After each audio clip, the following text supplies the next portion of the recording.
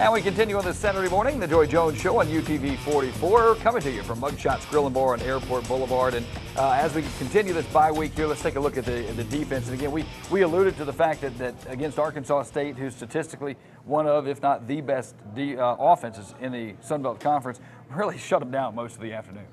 We did, and I thought our guys played with a passion about them. You could just tell the difference. I mean, you really could about how we tackled. You know, the coaches got on them all week long about tackling well. Right.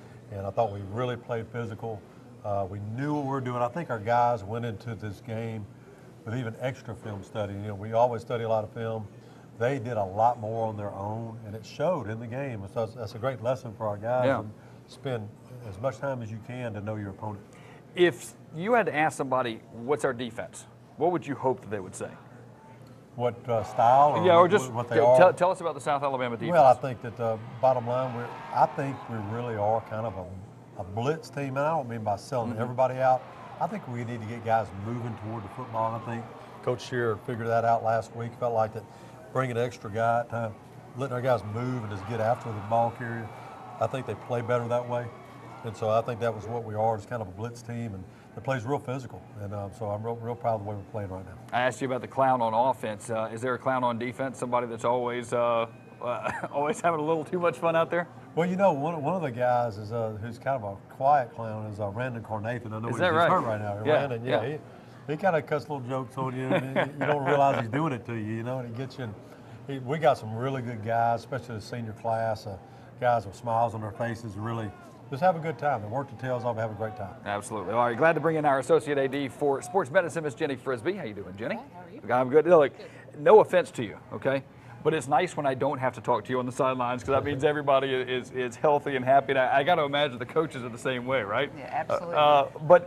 But when, you know, you're called into action all the time. Tell us the process. I mean, what happens when, you know, somebody goes down, you got to evaluate on the spot. I mean, that's a pretty tough gig, isn't it? Yeah, and the main thing is we have somebody that kind of operates the field, which is myself and Chad Stefano. He's my head football athletic trainer. So everybody's kind of got eyes and ears. We have a return to play individual. We have somebody that actually would do the taping and make sure that they get back out there. So, you know, we wear a headset and communicate with each other, you know, during that time. So we just have to make sure that, you know, lots of things are going on behind the scenes with just a few certified athletic trainers. So we have to have our eyes open at all times. Now we have video of you tending to some of our players.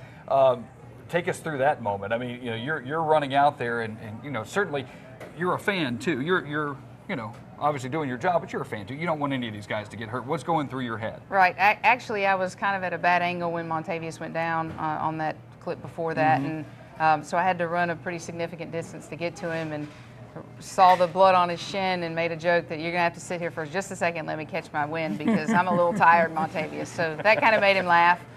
Keeping them calm when you get out there, I think, is the biggest thing. Even if you see something gruesome and dramatic, if you play it cool, they'll eventually play it cool, and you know, you kind of have to talk to them to see, hey, are you okay to get up and to get off the field? Yeah, I was going to ask you about some of the conversations. Do you get a chance sometimes just joke around and try to put them at ease? I guess that's key during these situations. They're scared, right? Absolutely. And sometimes I'll even say which one did it, and I'll stick Chad on them, or I'll stick Caleb on them, and you know. So I mean, I really do. I think it's you keep them calm out there, because it could be something traumatic. It could be season ending for them.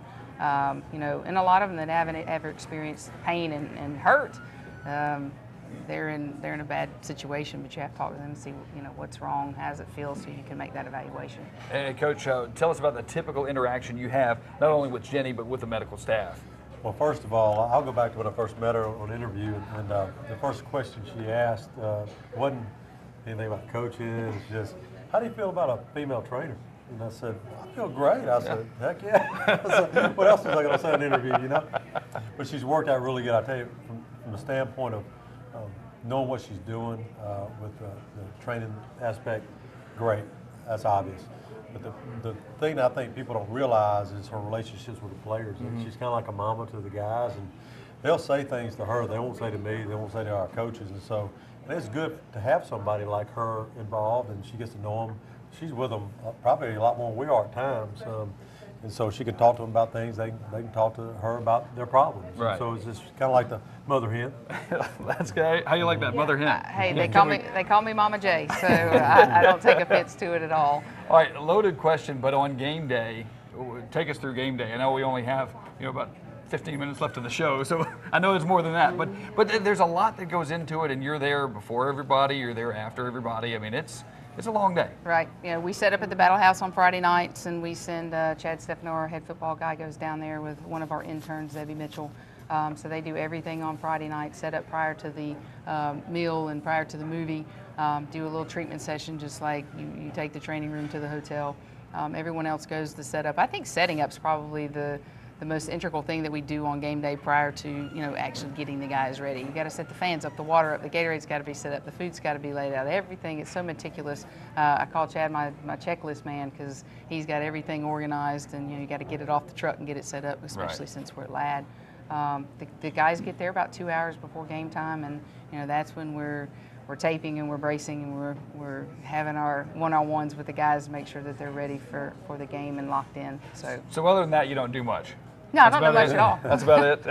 All right, lastly, we saw the video of you with a 6'2", 280-pound guy on you. How much do you work out? I mean, I don't ever work out. I'm too busy working. You just carry those guys. Yeah, is that we what just it have is? to carry those guys off. And I usually don't have a problem. I think one time that I couldn't get an offensive lineman off the field and I had to get some help. But it's the after effect of the uniform scent on my shoulder that's usually That's the problem. worst. Yeah, that's the worst part of the job. All right, Jenny, we appreciate it. Always good Thanks, to see Matt. you. Good to see you. All right, coming up, we'll take a trip around the Sun Belt Conference. We'll talk about Louisiana Monroe because, unfortunately, we still have to play them in their bag because that Colton Browning guy is pretty good. He's making a world of difference. We'll talk about him when we get back on the Joey Jones Show on UTV 44.